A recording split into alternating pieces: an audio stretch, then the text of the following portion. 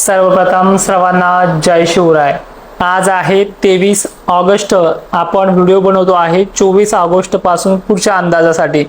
खरं तर मागच्या व्हिडिओमध्ये सांगितलंय आपण की 22 आणि 23 दरम्यान वातावरण हे हळूहळू सक्रिय होत आहे आणि अनेकांना षटकारे विटकारे चालू होतील।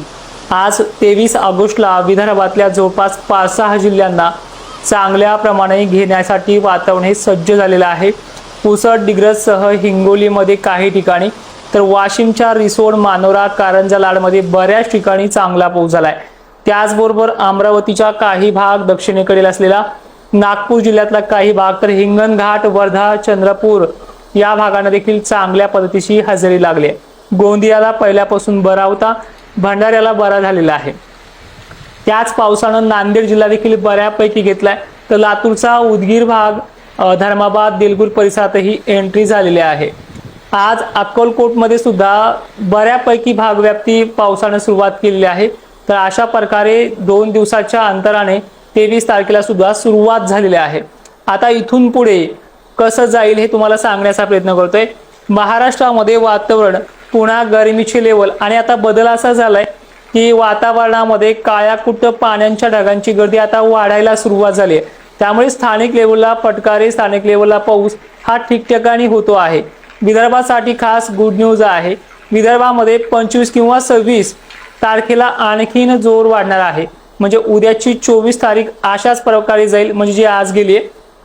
पण बुलढाण्यासह तालुका, खामगाव वगैरे परिसर आहेत, मलकापूर पट्टे आहेत, शेगाव पट्टा आहे, मेहकर, रिसोड, लोणार परिसर असेल, त्यानंतर भोकरदन, जाफराबाद बरोबर जळगावचे काही भाग, तर थोडा उशिरा का होईना जळगावच्या उत्तरेकडील भागाबरोबर खानदेशकडील परिसर हा 25 किंवा 26 तारखेपासून थोडी वाढ घेऊन येतो आहे।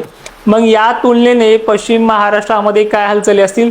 छत्रपती संभाजीनगरला 21 तारखेला झालेली सुरुवात परत 22 तारखेला कमकुवत झाली, 23 तारखेला तुरळक ठिकाणी झालाय। पण याच दरम्यान 2 दिवस आणखीन तो गॅप घेऊन 25ला आणि 26ला म्हणजे बुधवार पासून वातावरण परत ऍक्टिव्ह होण्याचा अंदाज आहे।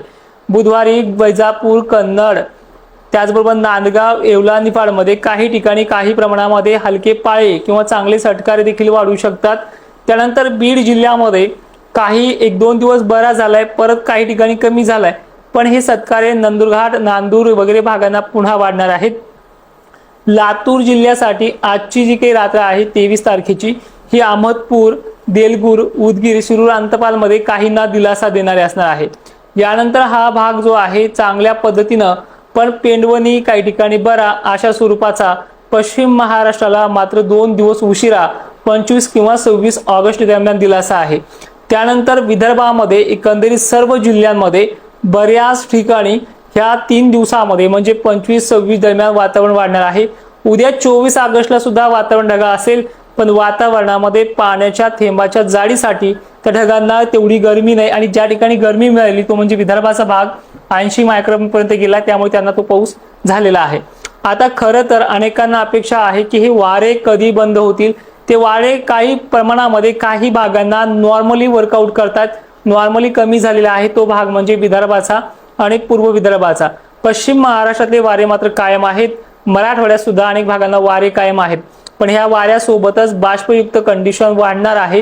त्यामुळे अजूनही या भागामध्ये स्थानिक लेवलचेच पाऊस सुरू राहतील, जसे की इकडे पडला, तिकडे पडला, आपल्या गावाच्या उजव्या साईडने गेला किंवा डाव्या साईडने गेला, या पद्धतीचं शेड्यूल या भागांमध्ये चालू राहणार आहे। आता हे शेड्यूल नॉर्मल म्हणजे काल जसं झाले, आज जसं झालंय, उद्या जे होणार आहे हे सेम आहे।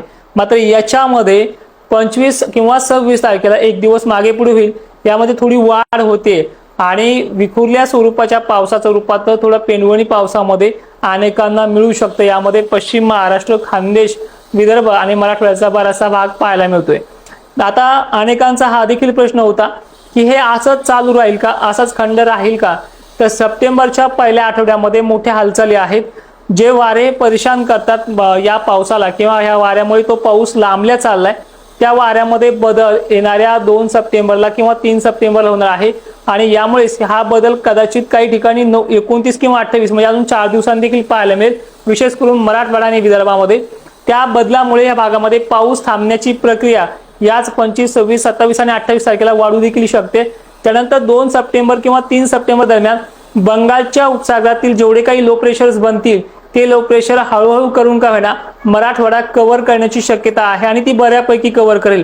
आज सुद्धा विदर्भातल्या काही भागांमध्ये म्हणजे जो काही पूर्व विदर्भ आहे, वाशिम, कारंजा, लाड, इकडे खाली पुसद, डिग्रज, यामध्ये आणखीन काही भाग आहेत त्यांना थोडं चांदणेतून पावसाची नोंद झाली, तर काहींना सोडलं देखील आहे, पण सोडणाऱ्यांची संख्या आणि घेणाऱ्यांच्या संख्यामध्ये थोडा फरक पाहायला मिळाला आहे। जे पहिल्या काही काळामध्ये जे सोडत होता त्यामध्ये ती वाढ झालेली आहे, त्यामुळे ही वाढ विदर्भामध्ये आणखीन 25 ऑगस्ट आणि 26 ऑगस्टला कायम राहू शकते।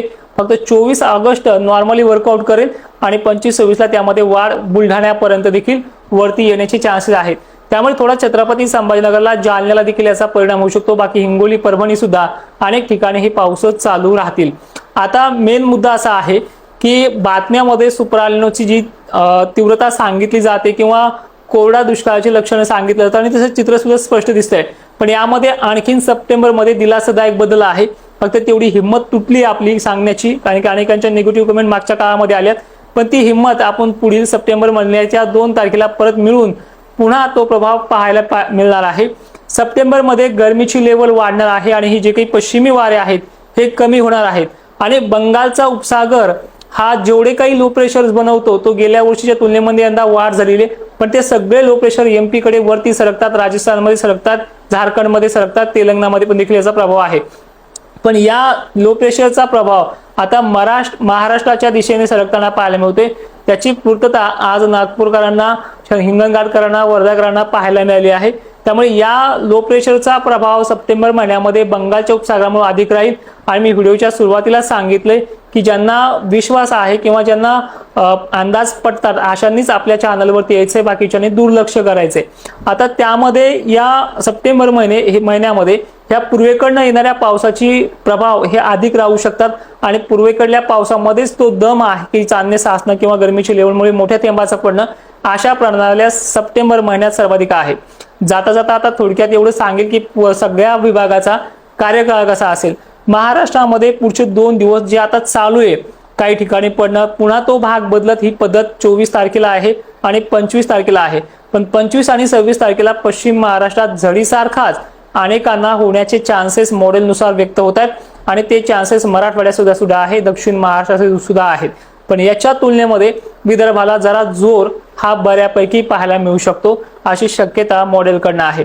आता याचबरोबर पुढच्या बाबतीत देखील आता एक गुड न्यूज सुद्धा अशी आहे, ते आपण नेक्स्ट व्हिडिओमध्ये पाहूयात। तोपर्यंत जय शिवराय।